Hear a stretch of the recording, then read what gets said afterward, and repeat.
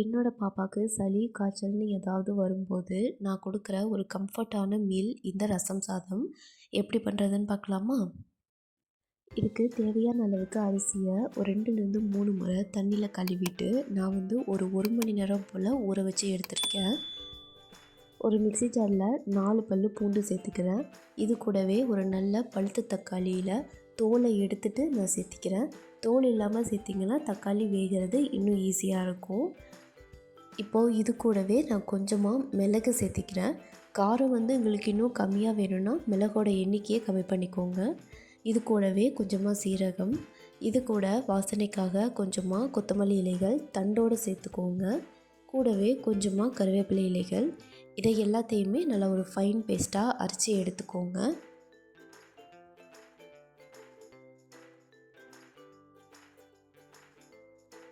அடுப்பில் ஒரு குக்கர் வச்சுட்டு அதில் கொஞ்சமாக நெய் சேர்த்துக்கிறேன். நெய் நல்லா உருகுனதும் அதில் கடுகு, கருவேப்பிலை 2யுமே சேர்த்திக்கிறேன். கருவேப்பிலையும் கடுகும் நல்லா பொரிஞ்சதுக்கப்புறம் அதில் அரைச்சி வச்சுருக்க பேஸ்ட்டை சேர்த்துக்கிறேன். ஒரு நிமிஷத்துக்கு நல்லா கிளறி விடுங்க. அதில் இருக்கிற பச்சை வாசனை எல்லாமே போகணும்.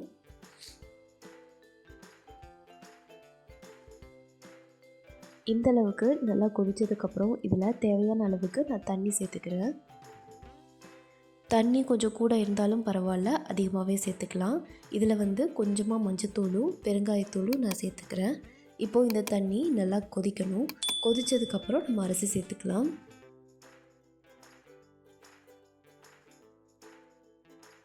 இந்த ஸ்டேஜில் நான் கொஞ்சமாக உப்பு சேர்த்துக்கிறேன்.